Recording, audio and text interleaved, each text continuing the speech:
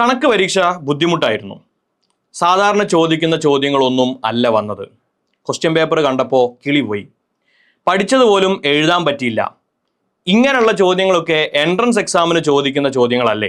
Model പരീക്ഷ പോലെ ഒന്നും അല്ല ചോദ്യങ്ങൾ വന്നത്. സ്ഥിരം ചോദിക്കുന്ന ചോദ്യങ്ങളൊന്നും ക്വസ്റ്റ്യൻ പേപ്പറിൽ ഉണ്ടായില്ല. എക്സാം എളുപ്പമായിരുന്നു. എല്ലാം NCERT ടെക്സ്റ്റ് ബുക്കിൽ നിന്നുള്ള ക്വസ്റ്റ്യൻസ് തന്നെ വന്നത്. എക്സാം വലിയ ബുദ്ധിമുട്ടൊന്നുമല്ല. ഇടയ്ക്കൊക്കെ ഇങ്ങനെയുള്ള ചോദ്യങ്ങളും ചോദിക്കണം. മറ്റ് ഓപ്ഷൻസ് ഒന്നും കിട്ടാതെ സയൻസ് എടുത്ത് പഠിക്കേണ്ടി വന്ന കുട്ടി എങ്ങനെ പാസ്സാവും? നമുക്ക് ഇത്രയൊക്കെ പഠിപ്പിക്കാൻ പറ്റുള്ളൂ. ഒന്നും അറിയാത്ത കുട്ടികളാണ് +1 വരുന്നത്. എൻ്റെ കുട്ടിക്ക് 10ാം ക്ലാസ്സിൽ ഫുൾ A+ ആയിരുന്നു. +1 അത് കിട്ടുമായിരിക്കും അല്ലേ? എൻ്റെ കുട്ടിയെ ഡോക്ടറാക്കണം.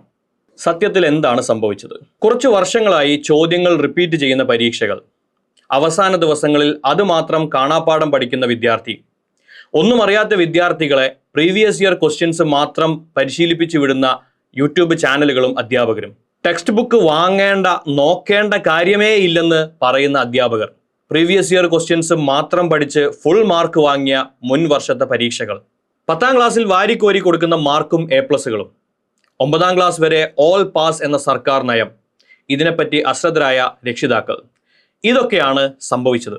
ഇതിന്റെ യഥാർത്ഥ നഷ്ടം നമ്മുടെ സമൂഹത്തിന് തന്നെയാണ്. എല്ലാവരെയും സന്തോഷിപ്പിക്കുക എന്ന ഈ രീതിയുടെ ഫലം നമുക്ക് ഓൾ ഇന്ത്യ എൻട്രൻസ് പരീക്ഷകളിൽ കാണാവുന്നതാണ്. നമ്മുടെ മോശം പെർഫോമൻസിന്റെ യഥാർത്ഥ കാരണം നമ്മുടെ കുട്ടികൾ 10ാം ക്ലാസ് വരെ മാത്തമാറ്റിക്സ് നന്നായി പഠിക്കുന്നില്ല എന്നത് തന്നെയാണ്. പലതവണ റിപ്പീറ്റ് ചെയ്ത് എൻട്രൻസ് കരസ്ഥമാക്കുന്ന വിദ്യാർത്ഥികളൊക്കെ തന്നെ കാര്യങ്ങളെ കൃത്യമായി മനസ്സിലാക്കി പഠിച്ചിരുന്നുവെങ്കിൽ ഫസ്റ്റ് ചാൻസിൽ തന്നെ എൻട്രൻസ് നേടേണ്ടവരാണ്. ഫൗണ്ടേഷൻ ക്ലാസ്സുകളും എൻട്രൻസ് ഓറിയന്റഡ് ട്യൂഷൻ ക്ലാസ്സുകളും അറ്റൻഡ് ചെയ്ത സ്റ്റുഡൻസിനൊന്നും തന്നെ +1 മാത്തമാറ്റിക്സ് പരീക്ഷ ഒരു പ്രശ്നമേ ആയില്ല. ഹൈസ്കൂൾ ഹയർ സെക്കൻഡറി ക്ലാസ്സുകളിലെ അക്കാദമിക നിലവാരവും പരീക്ഷകളും ഈ സ്ഥിതി തുടരുന്ന കാലത്തോളം എൻട്രൻസ് കോച്ചിങ് ക്ലാസ്സുകളുടെ പ്രസക്തി നിലനിൽക്കും. എല്ലാ വിദ്യാർത്ഥികളും രക്ഷിതാക്കളും അടുത്ത തീരുമാനങ്ങൾ എടുക്കും മുമ്പ് നിലനിൽക്കുന്ന ഈ യാഥാർത്ഥ്യങ്ങളെപ്പറ്റി ബോധവാന്മാർ ആകണമെന്ന് അഭ്യർത്ഥിക്കുന്നു. Thank you for watching.